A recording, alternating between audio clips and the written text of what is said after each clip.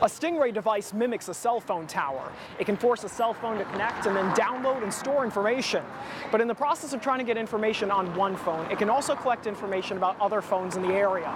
Phones of people who are not suspected of doing anything illegal. One man described it between the wind and the hail like a machine gun spraying bullets against the house. I want you to take a look at this. This car here, there's a lot of them like this where the windows have just been shattered. You can even still see pieces of glass here on the trunk. When an officer comes up to your car, what's supposed to happen? What are you supposed to do? The state's going to update the driver's handbook soon to give clear answers to those questions. Since we checked in with you at 5, we've been getting some new information about who was at the pool when this happened. But I want you to take a look over here first. A couple people in hazmat suits just came out, and another team of 2 went in as they're trying to get this situation under control. Railroads were supposed to have this technology implemented by the end of this year, but meeting that deadline has proven more difficult than some people thought. The app lets you connect with people all over the world, and then when you're ready, you can broadcast live.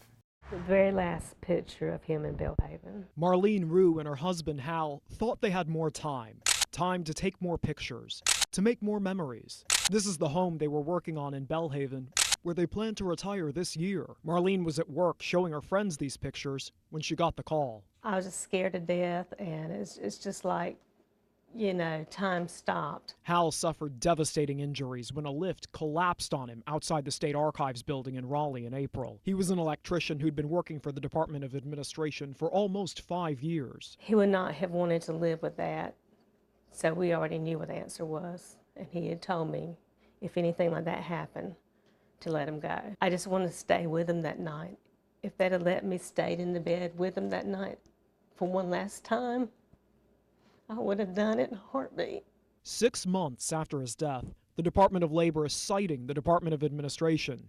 Investigators say the agency committed a serious violation by not providing proper training. The fine, $5,600. When I saw the amount, I thought that was a low amount, but I don't think there's any dollar amount that can be put on something this tragic.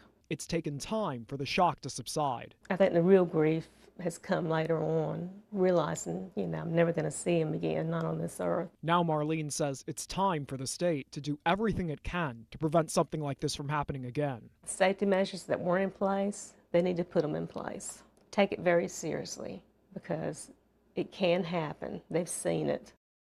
What made you call today? Rebecca Johnson tries to help anytime someone calls. Suicide rates are rising. She lost her brother-in-law, Red Hawk, in 2011. We decided, life is precious, and what can we do, to make every moment count. She volunteers her time taking calls, but worries about another resource in jeopardy of losing its funding, the state's suicide prevention lifeline. The lifeline gets, on average, 255 calls a day. After the death of Kate Spade last week, that number climbed to 333 on Wednesday. It went up again Friday to 467 after the death of Anthony Bourdain. To think that all of these people would not have a resource. The funding will run out July 1st, and the legislature didn't include money for it in the budget. I asked Wake County Republican Nelson Dollar about it. Was that just an oversight, or what exactly happened there? Well, the federal government disallowed what it had done in the past, which was allow the funding for the suicide hotline to come out of a mental health trust fund. Lawmakers voted Tuesday to override the governor's veto of the budget. That did not include funding for the hotline. Dollar says that will come soon in a bill aimed at fixing errors in the budget. Will that get fully funded? Suicide prevention hotline will be fully funded. Those are individuals, they can be a sister, a friend, a mother, somebody that needs help. And someone to talk to. At 4 years old, Andy Trepsick is facing challenges he never should have. He's living with cerebral palsy, he's blind, and he's recovering from major hip surgery. For Andy, small accomplishments like that are big successes. Pick him up. Hey! But Andy was not born like this. His adoptive parents, Tracy and Alan Trepsick, vividly remember meeting Andy for the first time in the hospital when he was just an infant. He had extensive brain damage from the shaking. In 2012, Southern Pines police say Andy was home with his biological parents, Sterling Cummings and Brianne Fowler. He was just 3.5 weeks old when someone shook him, causing permanent brain damage and changing his life forever. This was clearly no accident. clearly, all of the medical experts, every medical expert that they spoke with, without a doubt, said that this was absolutely no accident. About 6 months later, police charged both his parents with child abuse. But the Trepsicks found justice was slow to come in this case. Our frustration level continued to mount because we just felt like nothing was happening from the DA's office on Andy's behalf. By 2015, the case was still not resolved. Police arrested Sterling Cummings again, this time charging him with strangling the woman you see in these photos. Another 9 months went by, and then this happened. The district attorney's office presented the Trepsicks with a plan to roll both cases together and offer Cummings a plea deal. That deal?